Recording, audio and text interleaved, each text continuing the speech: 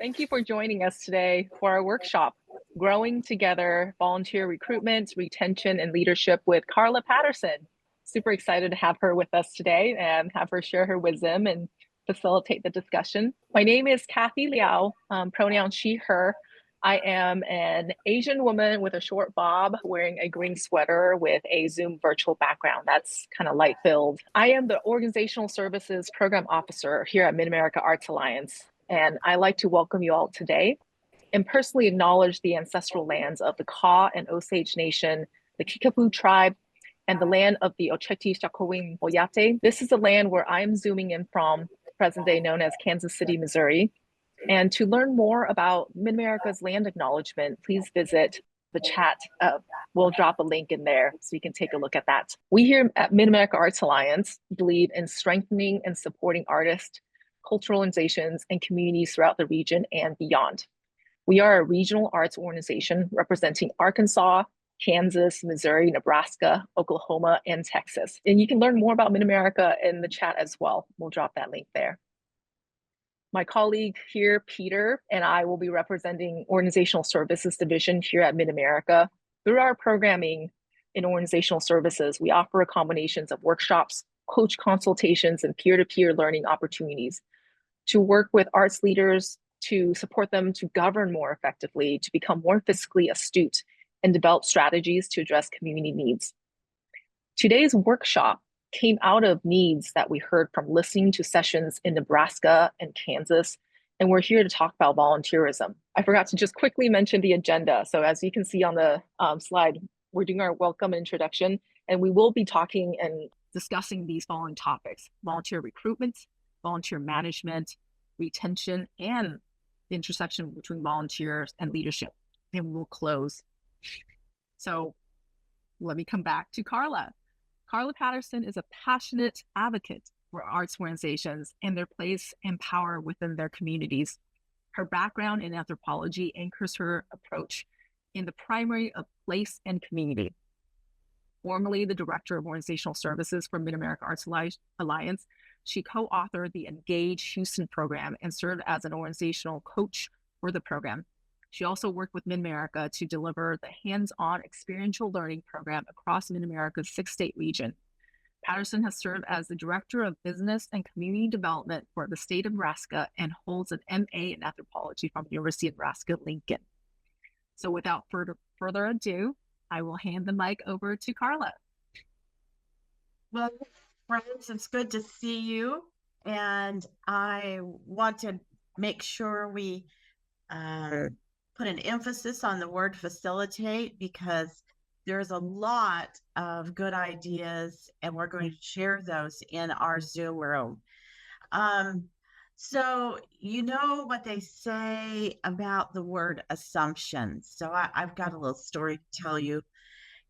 I always overthink, over prepare for any workshop I give. And so I was thinking for 2 weeks all about this volunteer workshop we were having today. And in the midst of that, I got the opportunity to work with a lot of volunteers in an organization my husband and I volunteer with, and it's a very small community. We live in a community of about 3,000 people, and it's a production company, and it invites kids from age 5 to 90 to experience what it means to act, live act, use kind of Jim Henson kind of puppeteers. It thrives completely on volunteers. There's no paid staff. We're all a group of volunteers and a core leadership. So we really got up against it last week, and we were having trouble getting people to wrangle the younger ones. They were using the furniture as a trampoline, well. And so someone said, well, I know someone that we can call in who can help with. So this person, this very nice woman, called to see if she would like to volunteer with us. And she's always been interested in production kind of work. And she said, yes, I'd love to do that. So she came, and she did not know before she came that she was going to be a kid wrangler. So when she got to that evening, she was expecting that she would be helping with costuming or something else. And we put her in a room with kids who'd had too much sugar and a little too much caffeine. And they were jumping on the furniture. And she called out one of the kids in a pretty harsh tone to stop and sit down. And the child began to cry. And then the crying child went and told their mother, and her mother came out, and guess what happened? Her mother was really unhappy with the volunteer. There were tears all around, and the volunteer left. She did not intend to alienate the child. She was just thinks, you don't jump on furniture at my house, so you're not going to jump on furniture here. And she did not know what she was getting into. She left disgruntled. The parent and the child left disgruntled. And now we have a whole, probably rest of the winter repair to make with that volunteer. I hope that you see that even folks who work with volunteers a lot can make an assumption that we know what we want, but we're not very good communicators sometimes with folks who are volunteering for us. No one wants to feel foolish. No one wants to get their feelings hurt. We know what we're doing, and we need to be, when it comes to recruitment, we need to be super specific about what it is we're asking folks to do. And we're going to talk a little bit about how we can do that. This is so critical because volunteerism is changing now, particularly since the pandemic, but people have a feeling that long-term volunteership is something like chains around the ankle, and they're opting for more short-term opportunities to give to an organization. So you have just a short window to really make an advocate out of a volunteer. Our staffs are often all volunteer, and we run the risk of staff burnout. Programming issues will happen when we don't have enough volunteers to get our programs on the street. And so substantial cuts happen, and it's volunteers are just so critical to the work that we do. So we're interested in hearing from you. How is it that you recruit? We've got about 4 things we want you to share in the breakout room. What's the demographic of your breakout? What's the demographic of the volunteers that you use? Do they live in town? Do they have to drive a long way? Is your organization central to where they live? How long have they volunteered for you? What's your biggest challenge? And what tasks do they do for your organization? So we're going to put that prompt in your chat room. And so we're going to have someone designated to share out, please, so that we don't have to have everybody speak. But we're going to give you about 10, 12 minutes to go around your mini Zoom room there and talk about those challenges, how long your volunteers stay, what is the demographic, both geographic and age, and where do they come from, and what tasks do they do. So share that with one another, and then we'll come back and share it all out to the whole group. So Kathy's going to split us up and introduce yourself when you get in the room. And if it's convenient, turn your camera on, please. So our group was pretty candid and addressed the really hard work of getting volunteers to engage not only in the work that they're doing, but the vision of the organization. So the profile we most had was an older generation that doesn't necessarily want to do programming work. And and then when they do have younger generation come and join the group, it's difficult to get a younger generation to commit full time. They're interested mostly in, yeah, I'm here for 2 hours. What do you want me to do? And how do we, and the frustration is, how do we get those folks to come to the place where they want to be regular volunteers? You can count on them. They're excited about your vision, they're excited about your programming and mission, and want to be part of the work that you do. We had a couple of solutions, but I'm gonna just stop right there and hear from spokespersons in other chat rooms. What did you hear? Yeah, our group talked a lot about the difference in age. We'll have like a big like retiree group of volunteers, and then we'll have a much younger group of volunteers. Another big problem in our group was people who committed to volunteerism, and then the day of the event they no show. That's right. And Rhonda talked about some of the solutions to that is get the volunteers in like pairs and groups, and that helps with the accountability of them showing up Yes, to those events. yes, that is perfect, and that is the only way you can up the accountability, is to put them in pairs or teams where it's not that they don't float as an anonymous person around whatever you're doing, but they have a team and they have a commitment to the team as well to get that done. Veronica, how about you? I mentioned that our community organization isn't open, and so we've been cold calling, and an established food bank has recurring volunteers, but again, it's older folks. And as a new facility, I've been targeting youth groups. So it's interesting to see that the consensus is older folks are more consistent and the accountability is there a little more. Okay.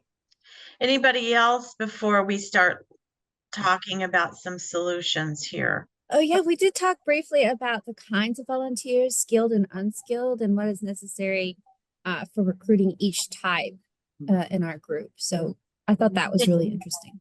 Can you share a little bit with us, please? So some groups need more skilled, or more organizations need more skilled kinds of volunteers, docents, nutritionists, people who are interested in teaching and doing child activities, while other groups are more interested in manual labor, helping set up festivals, carry chairs. And it just turns out that there's different kinds of needs versus organizations and how they are going about targeting or asking for volunteers in those segments and then retaining them. That's perfect. Anybody else want to share what you heard or a solution that seemed great? Sure. Hi, I'm Rebecca Kinslow with the Oklahoma Visual Arts Coalition. And one thing that came up in my group that I hadn't heard yet was just really like, I think most of us are really small organizations with small staff teams, and like just the management of that. So you can find that right balance between what's your internal work, but also creating a meaningful experience for your volunteers so that they're engaged, show up, and you can retain them. Rebecca, we're going to talk specifically about that in the retention piece here in a little bit. But I think that we have to get our heads around, no matter how much work is on our plate, we have to have some kind of protocol for volunteer management. It has to be intentional. And you think, oh my gosh, one more thing to add, where we barely can do what we do. But this will save, if you have an intentional volunteer management program, which we're going to talk about here in a second, it saves you from this last minute crash of volunteers just when you need them most. You open the doors, the volunteers aren't there, but your volunteers are not there, but then all of your community members are, and the programming's ready to go, and then you're running around trying to do everything without volunteers. So there's just no getting around an intentional approach to management, and we'll talk a little bit about that here in a minute. I had an interesting conversation with someone who was part of an environmental trust that runs completely on volunteerism, and they can't, by virtue of their charter, pay their volunteers anything. But here's how they manage it. They set up a multi nonprofit kind of lunch every month to talk about volunteer pools, and how they would allocate and recruit as a group. And they said they set up outreach to local colleges, to church groups. And one of the interesting things was they created a really good connection with the businesses that had been supporting them monetarily over a couple of years. And they asked them if they wouldn't also be interested in asking their employees to volunteer for the same kind of in-kind donation. And so I thought that was a really positive approach. And it's kind of the team effect. You don't want to let your employer down. When you said, yeah, you'd go and work for Sarah for a Saturday. So I thought asking businesses that have supported you with donations, tell them that you're building a core of volunteers, and is there someone on their staff who would help you manage or be part of that volunteer group. And of course, pairing the right skills with your volunteer, especially with older folks, and I'm getting to be one of those, is that specific instructions. Don't sit some of the older folks down in front of a computer and ask them to make a spreadsheet. Yes, yikes. That they're heading for the door. They mostly want to interact with folks. Don't ask a young person to interact with a bunch of old folks coming through the door. Sit them down at the computer and make sure you have appropriate jobs for the appropriate age and interest. And we're going to send you some information. We're going to be putting that in the chat here in a minute. The University of Maryland, who has their Do Good Institute, said that in 2004, the estimated the value of volunteer hour has now risen to $33.49 an hour. And that's an in-kind service that you don't want to miss. And remember that these volunteers are bringing, and it feels flaky sometimes, but honestly, they do bring an infrastructure with them. And part of that is statistics say that volunteers are pretty consistent donors too. So not only are you capturing that kind of in-kind, but they also have if they're good volunteers, they have the infrastructure to bring you other volunteers if they're having a good experience. They have some skills that maybe you need and they can oversee for you. They have connections, maybe business connections for some other services that you need. So they do come with some kind of connection. And I think I've told this group, or some of you more than once, the greatest story I ever heard on retaining and making a visitor a volunteer was at a little museum up in Missouri.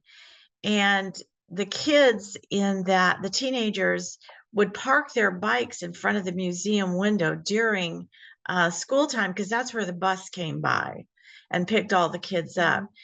Now, you might wonder, your first response to seeing kids park their bikes up against the window of your museum might cause you some heartburn, but this museum really had it going on. They brought the bikes inside the museum, especially in cold weather or rainy weather. They'd bring them inside. The kids had to come inside and retrieve their bicycles. And pretty soon they started asking, "What's that over there?" And so the people at the museum would talk to them about what the pictures were, what the pieces were. And before long, those kids were bringing in other kids and calling the museum, "This is my museum. This is what I was telling you about." Became small-time docents for their teenage friends. And so it's just a microcosm of what we're trying to do, is that it's not just work we want from them. We want to connect them to our mission. We want to connect them to our vision. We want to give them a place that they see clearly they're making an impact. And so that's the win-win here. Most of your volunteers don't know that they're contributing $33 and change to in kind. What they're looking for, no matter their age, is a way to connect and do something meaningful. If the pandemic didn't give us many gifts, it did give us this gift. There is an uptick in people wanting to do something that matters. And if we can make what we do matter to them, that's connecting them to your team, and it makes what they do important to them. So I want us to talk just real briefly, and maybe it'll be just a 10-minute breakout, Kathy. We know what we're not getting out of them. Let's talk about how we're managing them. What challenges do you have in managing volunteers? Do you have a system? Do you have a protocol? Do you have someone who's responsible for it? So just for 10 minutes, let's just break out and everybody share what their organization is doing and around management, and what are the challenges to getting this done. Man, I wish everybody could have been in the room that I was in. There were some great comments. But let's talk, before I let my group talk about their awesome solutions. Dalton, what happened in yours? We had a few challenges that we each kind of had different challenges. One of mine and my organization is just like record keeping and like keeping hours, and everything we do is on pen and paper. So like there's no records of a lot of like the volunteerism we do. Another challenge they had was keeping volunteers like on task and like not crossing boundaries, and like setting up expectations for volunteers. Yeah, that was kind of some of the big ones that I remember off the top of my head. Thank you, Dalton. Thanks. Anybody else want to talk a little bit about what happened in their room? I'll jump in. One interesting point that was made was that looking at the demographics of your volunteer base and how to reach them.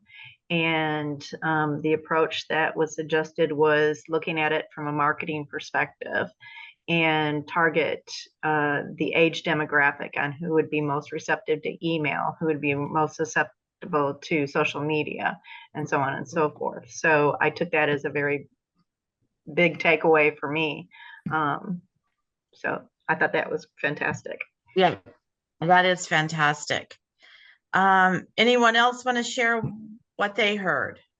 So my background is in community organizing, and one thing we do in that realm that really helps with flake rate is confirmations. So before the volunteer time, I communicate with them on something about what we've got planned for them on Friday. Like, you're going to be paired up with Jeremy at the ticket window, or you're helping with this big mailing, development's really counting on you. And so we have a really low flake rate. And when people aren't able to make it because life happens, they do reach out to me so I can pivot my plans. And I also have my volunteers are recruited, but then they have to fill out an application. And it gives me really amazing information about their skills and what they're expecting out of being a volunteer, so I can help meet their expectations and they can be satisfied. And then in our group, I also really appreciated from Abby that she does an orientation as well. And she described to me that she takes them on a tour of the building and other great stuff. I can't remember everything, but I'm going to take notes on that. So Abby was right. We have dropped into the chat the interest and availability handout that you can give to your volunteers so that you can gauge what they want to do. But Danny and Abby all talked about what the volunteer needs from us.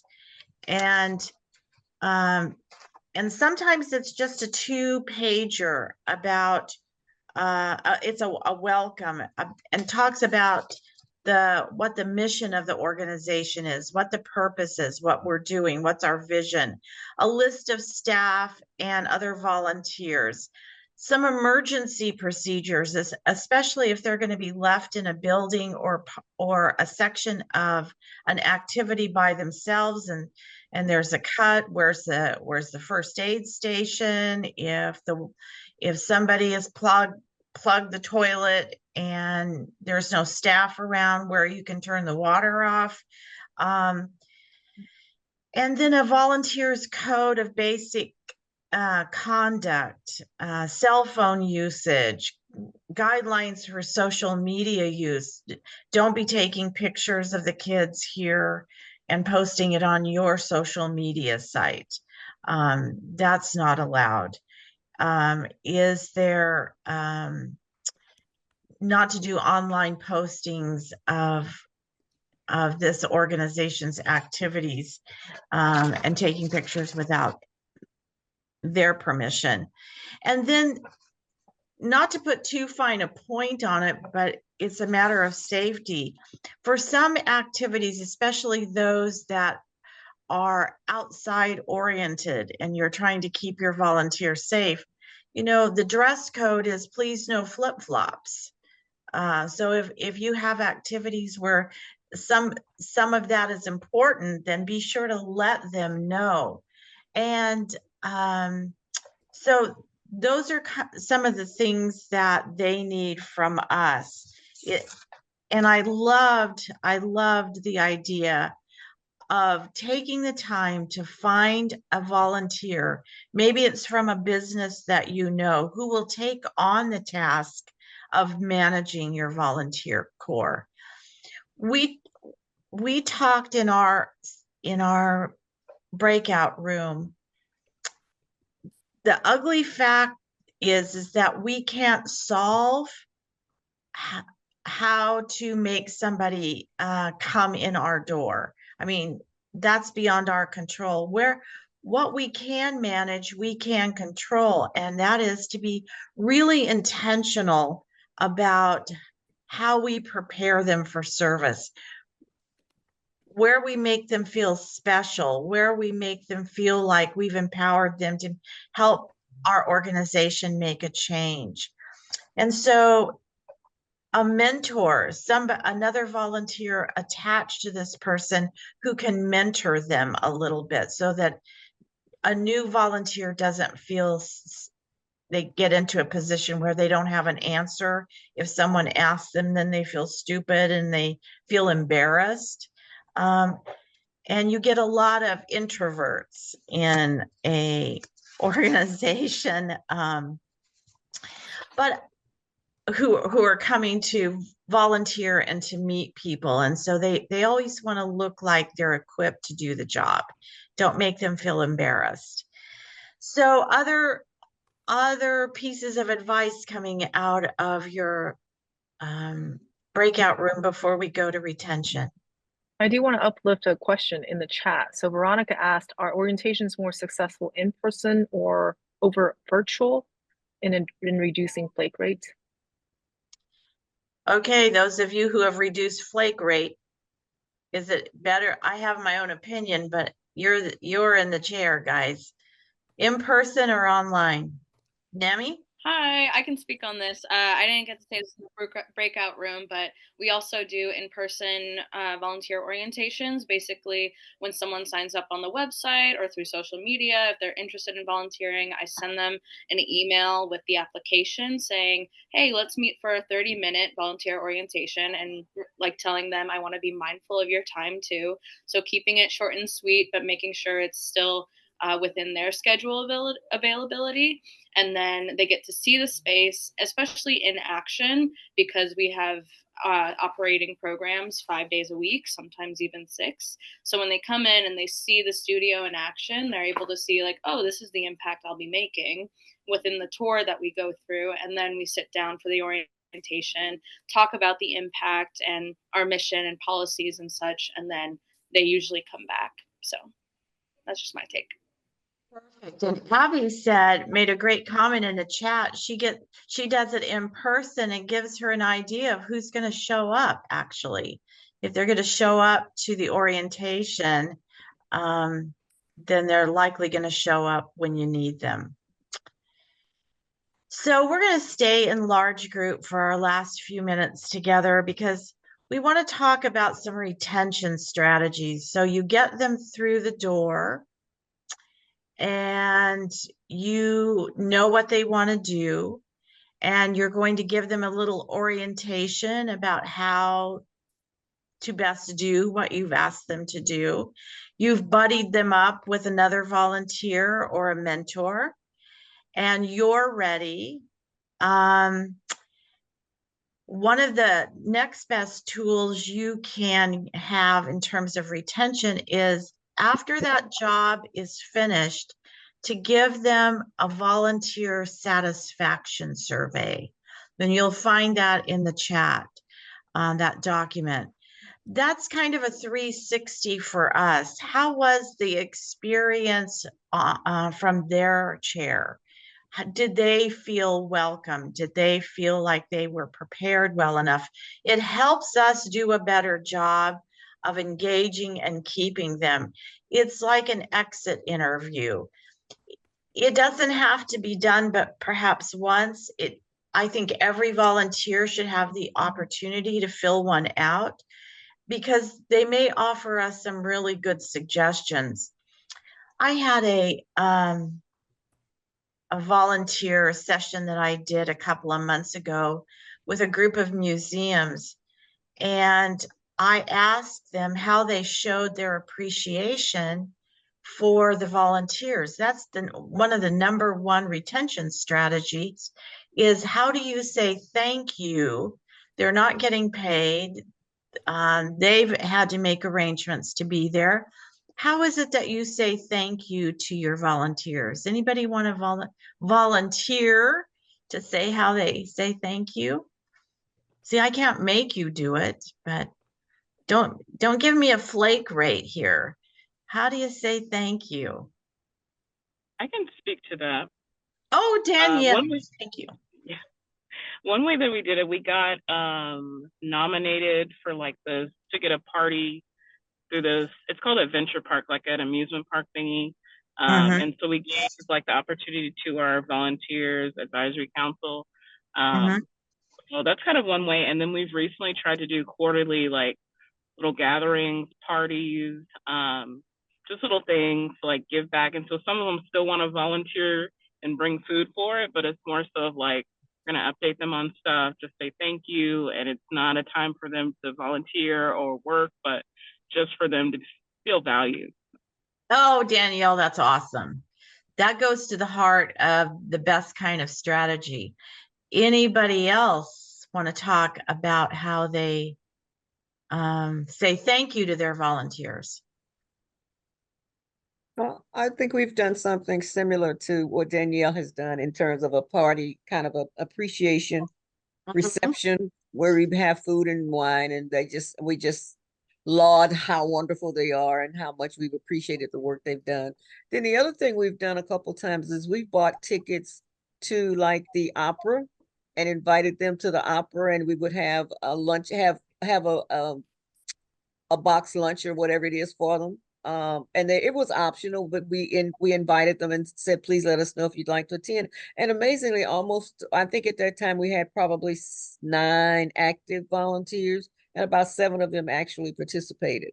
And we also included our board members, so they got to mingle a little bit more with our board members, which is something they don't do kind of on a regular basis when they're volunteering. So we thought it was pretty successful.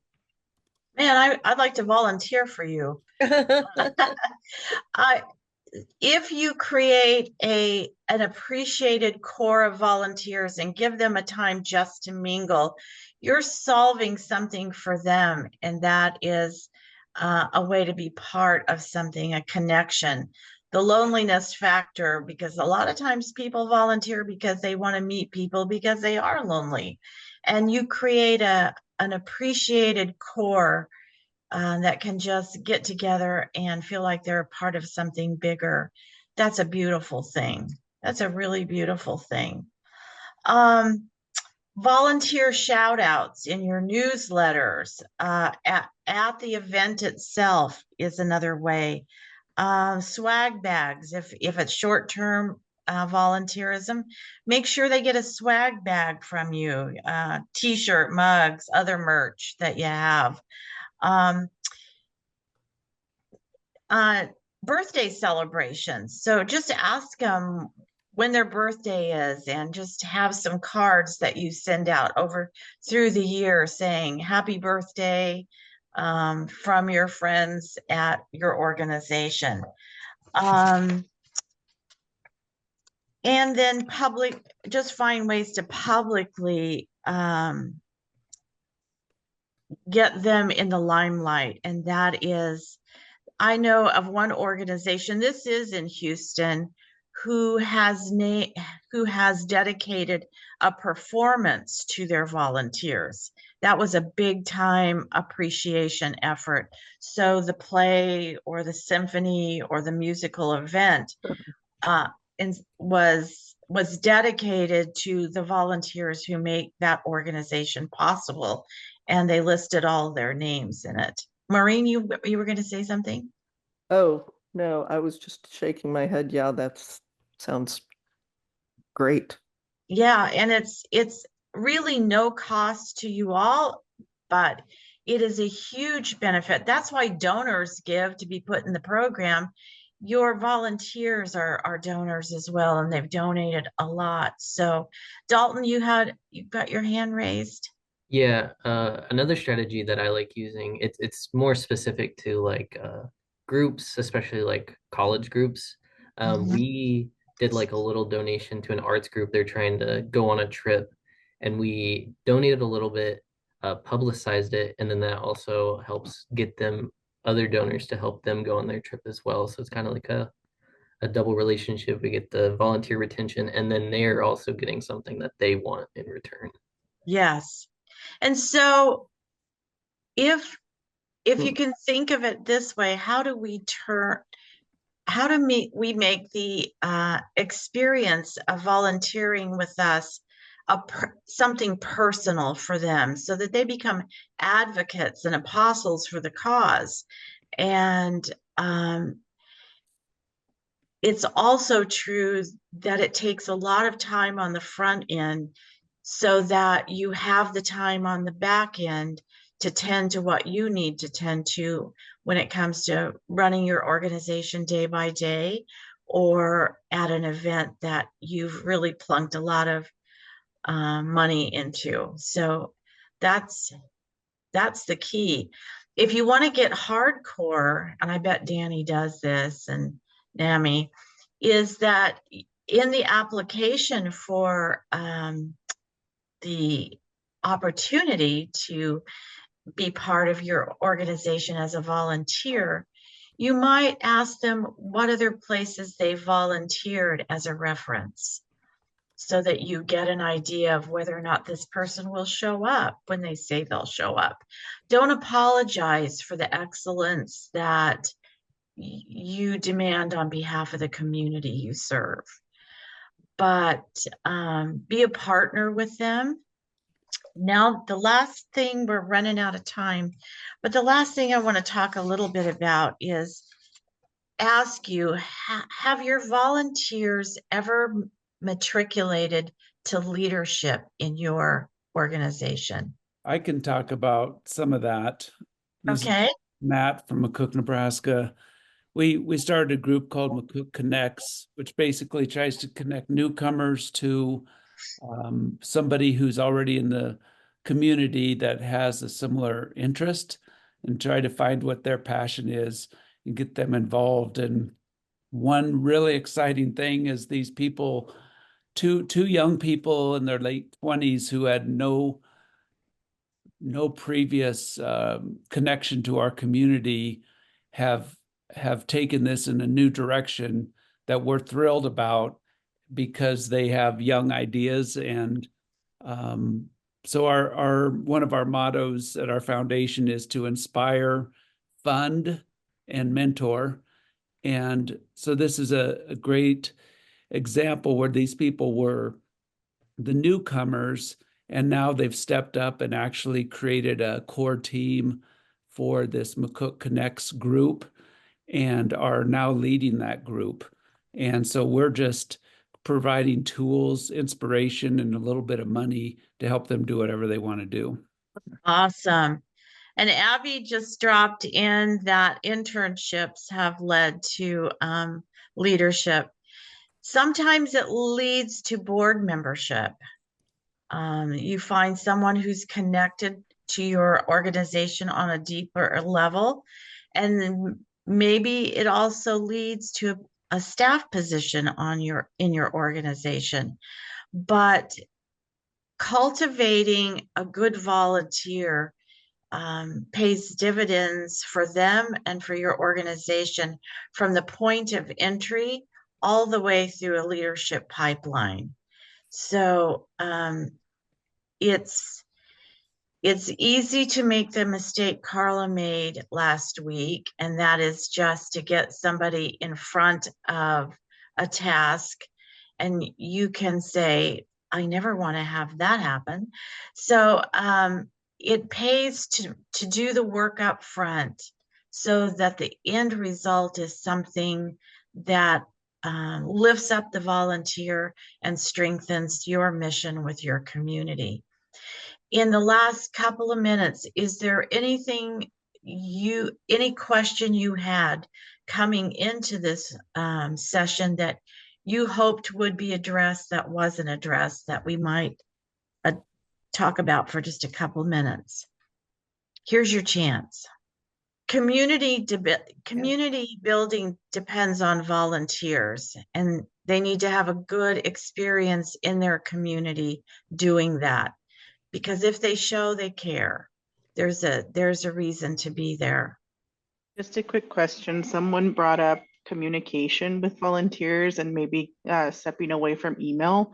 I don't know if anybody has created a group on social media or has had other avenues to reach people aside from email.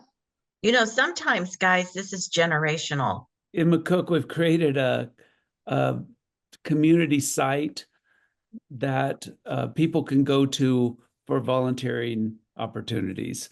And it's a challenge to get the organizations to put up their volunteering opportunities with enough detail and to figure out the skill level, et cetera. So that's one challenge. And then the other challenge is getting people in the community to go to the site to sign up.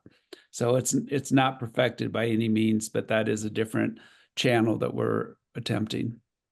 So we've had in the chat also Slack. Danielle says Facebook Messenger and WhatsApp. And sometimes a generational difference will be some will prefer email. Well, thank you for this time. I couldn't have spent my day with better conversation if I had planned it out myself. You guys have been generous. You've been you've given us some solutions, and it's been a pleasure and an honor to be with you today. So be well, stay warm.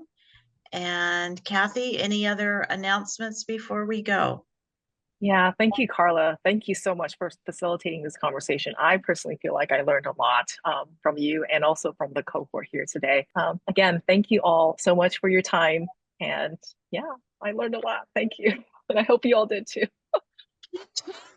Well, guys, we're dependent on it. Thank you. Bye.